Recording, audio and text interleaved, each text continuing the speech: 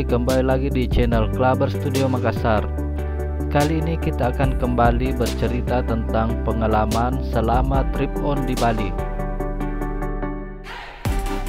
Video ini merupakan lanjutan dari video sebelumnya, di mana kita juga banyak bercerita tentang pengalaman selama berada di Bali.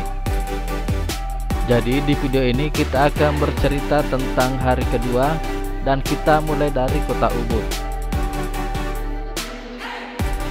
Ketika kita berada di Ubud, kita menginap di Budi Ayu Villa and Cottage. Banyak hal yang menarik yang bisa kita dapatkan selama berada di villa ini.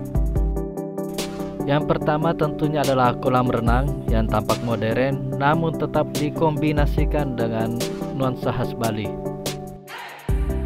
Agar dapat menambahkan nuansa romantis ketika bersantai di kolam renang ini, kita juga dapat memesan floating breakfast di villa ini.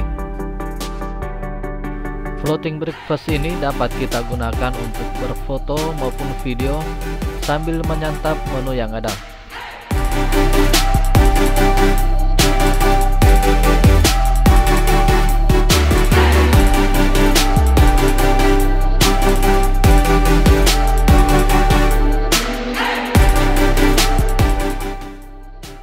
Suasana villa ini cukup nyaman untuk menginap dan bersantai sebelum menuju ke destinasi berikutnya.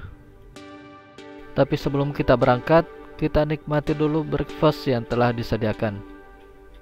Nah oke guys, kali ini kita sarapan, menikmati hidangan yang sudah disiapkan oleh villanya. Rasanya kita coba ya. Mantap banget. Desain kamar di villa ini juga cukup menarik dengan ukiran khas Bali. Begitu pula dengan nuansa taman yang penuh dengan karya seni kualitas tinggi.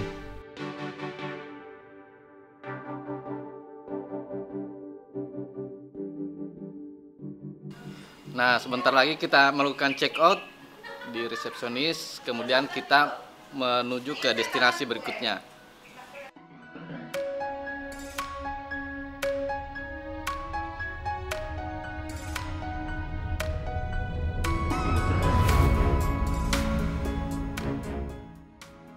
Destinasi berikutnya yang akan kita kunjungi adalah Pura Lempuyang yang ada di Karangasem.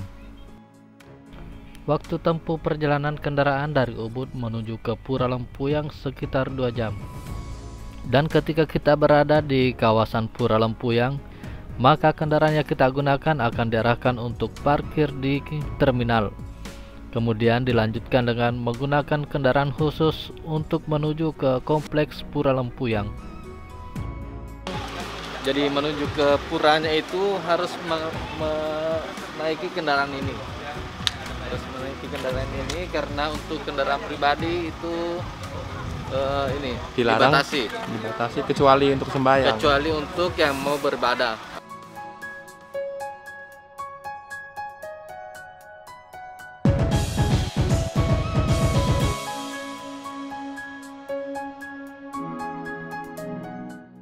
Dan ketika kita berada di gerbang pura, maka para pengunjung diperintahkan untuk memilih sarung untuk digunakan untuk memasuki lokasi pura. Harus menggunakan sarung ini. Sarungnya ini nggak boleh dilepas seperti ini. Proses pemasangannya, ini ada proses pemasangannya seperti itu ya. Jadi semua harus menggunakan sarung batik ini. Dan setelah menggunakan sarung, kita akan diberikan panduan tentang jalur-jalur yang digunakan untuk memasuki kawasan pura. Ini ada 3 tangga naik, yang tengah ini nggak boleh dinaiki. Ada 3 tangga, yang tengah nggak boleh, kiri kanan boleh, tapi dengan syarat nggak boleh duduk di patung naga. Karena di sana ada patung naga yang lumayan besar dan sangat nyaman untuk diduduki. Dimohon jangan duduk di sana. Dan untuk foto di sini nanti dipanggil nomornya, kan dapat nomor di bawah. Antri mesti antri berarti. Oh, ngantri. Karena barusan ada 1 grup mungkin ngantri. Fotonya di sini? Enggak, di belakang. Kanan dulu baru naik. 5 menit sampai di sini. Untuk aturannya Berapa sih lama tangganya berapa naik? Enggak banyak ya? enggak, ini cuma ini tangga tambah aspal aja dikit. Ini kita dipandu. Enggak jalan sendiri. Jalan Kalau sendiri. kalau mau cari pemandu bisa tapi bayar lagi. Tapi kalau mau jalan sendiri dekat kok 5 menitan. Jadi kita kemana dulu ini? Depan tangga itu ada jalan kecil ke kanan. Naik kanan, belok kanan, naik. Itu udah jalan aspal, tinggal cari aspal sama gerbang puranya masuk aja. Gitu aja. Itu aja sih. Dan untuk aturannya ini, yang perempuan kalau lagi datang Masa sih nggak bisa. nggak boleh, sama sarungnya tetap dipakai aja. Ya itu aja sih.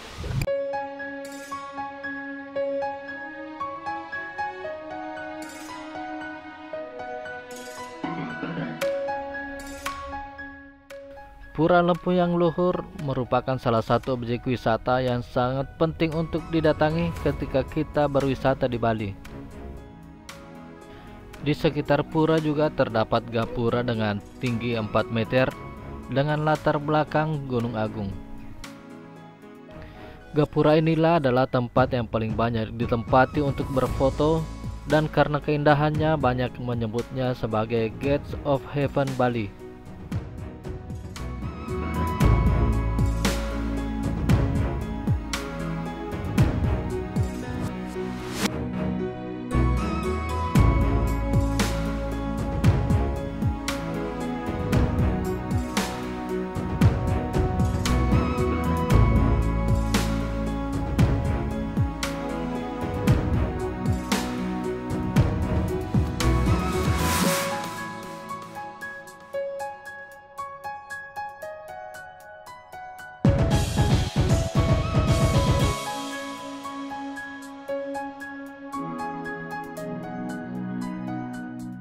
Dan setelah puas berfoto dan video di kawasan Lempuyang Luhur, saatnya kita menuju ke Taman Tirta Gangga.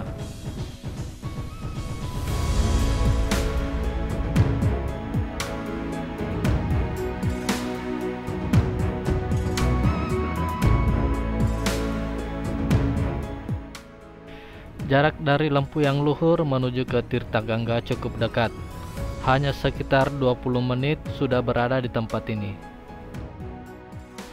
Taman Tirta Gangga juga masih berada di Kabupaten Karangasem atau Bali bagian timur.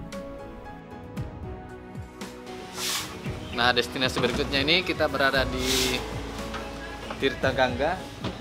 Banyak destinasi di dalam, banyak spot-spot foto. Jadi pantengin terus Klaber Studio Makassar untuk melihat suasana di Tirta Gangga ini. Nah, seperti ini dia kondisinya di Tirta Gangga. Sesuai dengan namanya, Tirta itu dominan ke air. Nah, di sini kita lihat di sini banyak air, sumber air.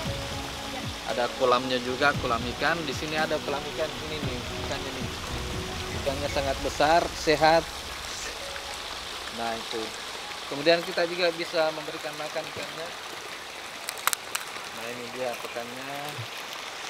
Dibagikan ya pada saat masuk, kita berikan makanan ikan supaya ikannya senang datang ke sini berkumpul menyantap makanan yang sudah dibagikan.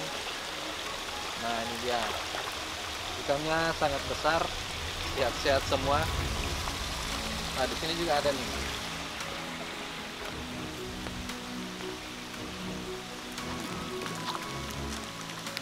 Ikannya jenis ikan koi, apalagi ya? Ikan mas juga ada. Ikan nila juga kayaknya ada di sini. Nah, air mancurnya sangat banyak. Pokoknya jenis-jenis air mancur ada di sini. Sangat lengkap.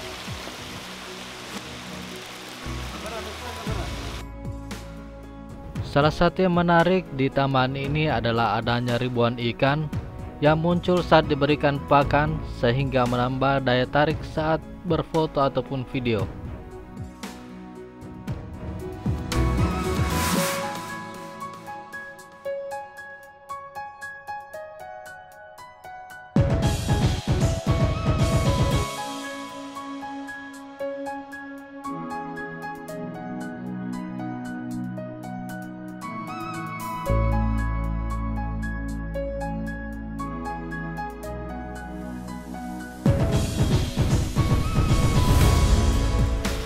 Hal menarik lain yang ada di taman ini adalah penataan taman yang begitu indah dan adanya berbagai macam air mancur yang ada di sini.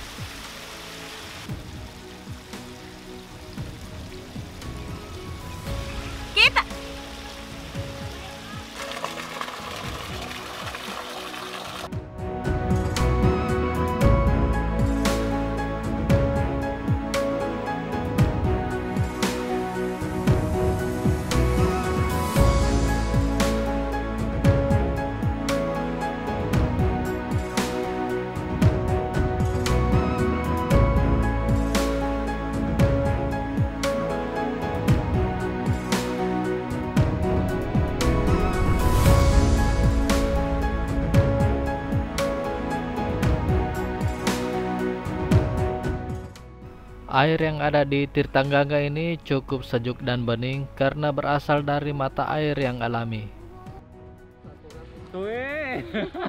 Nggak jadi. Bisa. Kalau reviewnya bisa. Yakin? Iya.